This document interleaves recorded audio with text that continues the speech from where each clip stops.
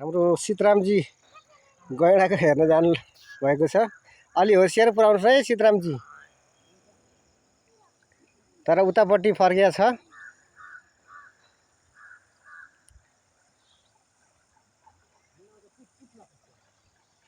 हिजो त्यही स्थानमा हान्न आएको थियो,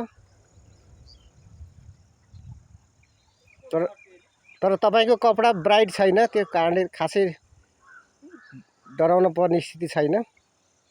हिजो एकजना भाइको त्यो रातो थियो कपडा,